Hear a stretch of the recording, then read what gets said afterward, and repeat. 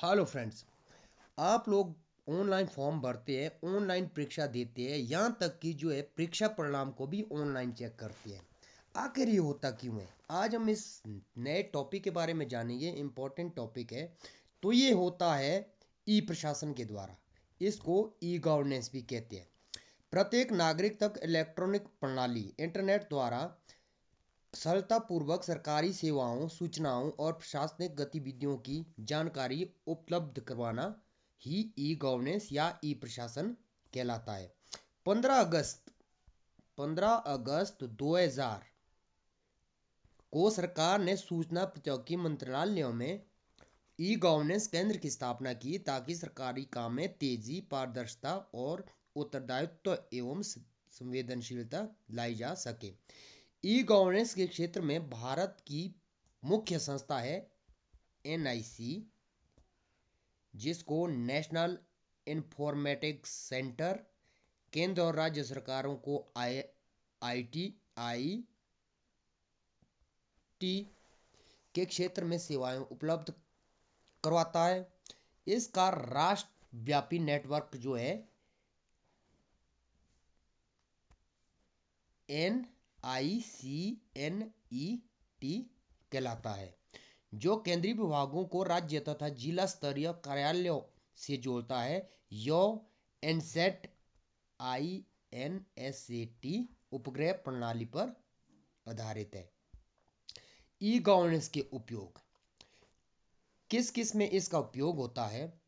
सबसे पहले है भूमि रिकॉर्डों का कंप्यूटरीकरण करने के लिए।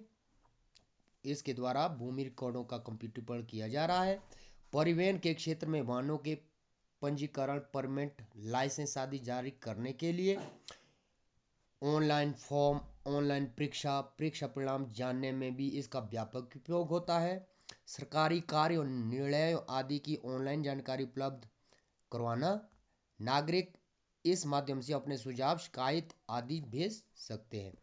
कर संग्रहण, कर संबंधी रिटर्न केंद्र सहित अन्य राज्यों ने इसे अपनाया है। नगर प्रशासन के क्षेत्र में राशन कार्ड बनाना, नगर सुविधाओं में सुधार, जल, स्वास्थ्य सेवा, सुरक्षा, आपूर्ति आदि की व्यवस्था भी इसके द्वारा की जाती है। देश के सभी पुलिस थानों में इंटरनेट के माध्यम से सूत्रबद्ध किया जा रहा है। पंचायत और स्थानीय स्तर पर संसाधनों के अंकरण और विकास योजना बनाने आदि में भी इसका उपयोग हो रहा है। ई गवर्नेंस के माध्यम से सरकारी योजनाओं, प्रशासनिक कार्य कुशलता आदि के साथ जो है विकासात्मक और ज्ञानात्मक कार्य लोगों तक पहुंचाना जो है इसके द्वारा ही सरल हुआ है। इसके उद्देश्य क्या है? जो ई गवर्नेंस है, इसके उद्देश्य क्या है? सबसे पहला है सरकार द्वारा लिए गए निर्णयों में सुधार करके उन्हें गुणवत्ता बनाना। दूसरा है सरकार की नागरिकों के प्रति पारदर्शिता, कुशलता और जवाबदेहिता को बनाए रखना। सरकारी व गैर सरकारी संगठनों द्वारा किए जाने वाले कार्यों में आम नागरिकों की भूमिका को बनाए रखना, ये जो है इसके उद्देश्य है। ये था ई गवर्नेंस। अब है आगे mobile governance. Mobile governance mobile को एक मंच के रूप में इस्तेमाल करना ई गवर्नेंस का ही एक विस्तार है। इसे ही मोबाइल गवर्नेंस कहा गया है। इस क्षेत्र की शुरुआत एसएमएस के माध्यम से सरकारी सूचनाओं को जनमानस तक पहुंचाने के संदर्भ में की गई थी, किंतु इसके लिए जरूरी है कि सभी लोग नामांकित हों। मोबाइल गवर्नेंस के संदर्भ में सर्वप्रथम जापान के प्रोफेसर आई कुशकू कुशोचू